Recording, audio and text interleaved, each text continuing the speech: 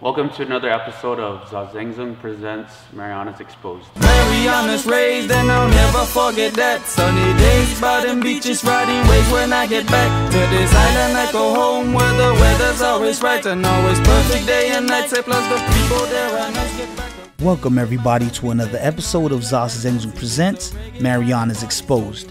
For this episode, we go to Glendale, Arizona, where Guam's first UFC fighter, Jon Cruz, has sharpened his skill set as a member of the MMA Lab.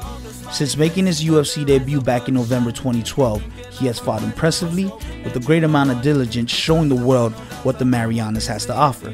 Listen in and see how everyday life in the Marianas has propelled him to the highest level of MMA competition and how he keeps up to par with the demands that come with such an occupation.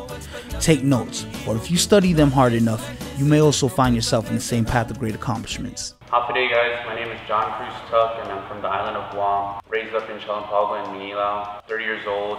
My parents are Vanji and Lawrence Cruz Quintanilla, and also Franklin and Loretta Cruz. Right now we're here at the MMA Lab in Glendale, Arizona.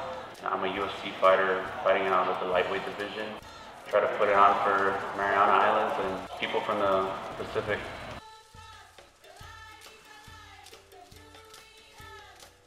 I started when I was about 22 years old, training MMA. I wasn't living a healthy lifestyle, wasn't focused or driven in anything but just hanging out and living the normal life, making money and living day by day. But started when I was 22. Instantly I was hooked, training in jiu-jitsu and mixed martial arts. It was an addiction that grew and grew, and started competing 6 months later and did good in some tournaments. And a year later after that, I took on my first pro MMA fight and won by rear naked choke, and that's how it all took off.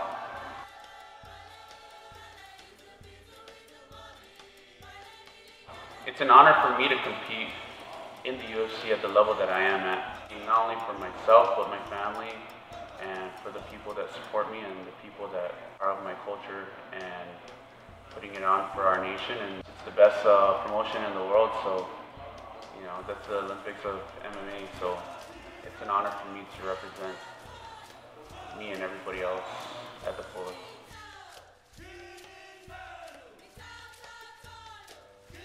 Before a fight, it used to be different. When I first started fighting, I used to overthink things, but the reality is that you know you put in the hard work, you can't cheat yourself, and only God can know what the outcome is. And as long as you fight your heart out, you cannot be unsatisfied or displeased with what you put and effort into that fight. But always going for the win is what I shoot for every single time.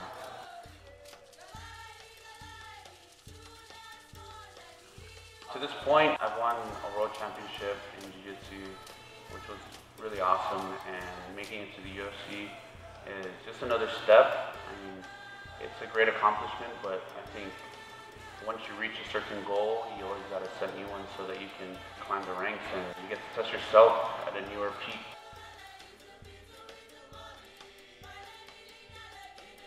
In this sport, it just takes a lot of discipline. You got to stay humble. You got to remember where you're from, always stay rooted, and just hard work. Hard work, discipline, and you just got to stay hungry and keep going, move forward.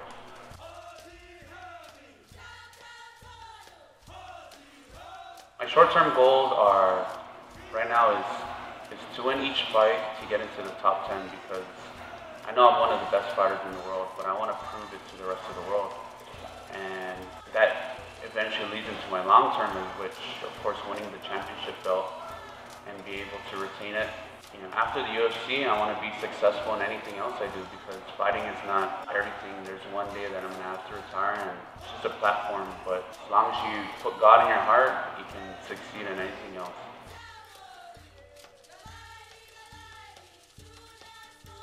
A lot of advice that I would give to people back home and kids as well is don't be normal, because God didn't put you here to be a normal person. God gave each and every one of us gifts so that He can shine through you and you can shine through His name. So find out what your specialty is and what's your gift, and you go for it. It's not wrong, but a lot of people look to go to school or, join the military to get out of the island. And that's not the only way out. I mean, you can use those for platforms, but there's a reason why God put you on this earth, and that's to be special and to do what you want to do in anything that you're passionate about.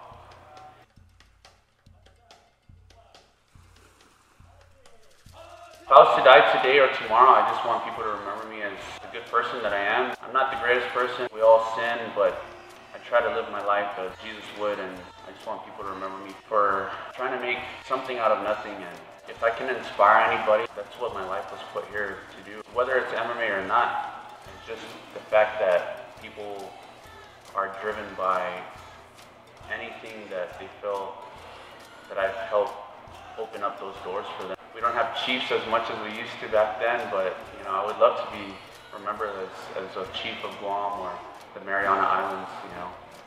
However somebody would give me a nickname, that'd be cool, but I'd like to be remembered just for somebody who put it all on the line and who had heart for the Chamorro Nation and people all over the Pacific and Asia.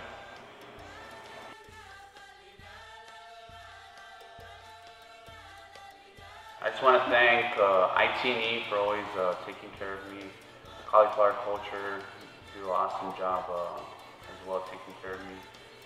DNA Inc., which is Attorney David Lujan, he's a great supporter of me, and Cabos and Pacific Island Monkey Pops, and GBB for always taking care of me as well. Guam Windward Memorial. I'd like to thank my family, people of Guam. I love all of you guys, especially last but not least, God for giving me this opportunity to do what I do best and live through His name. Yeah.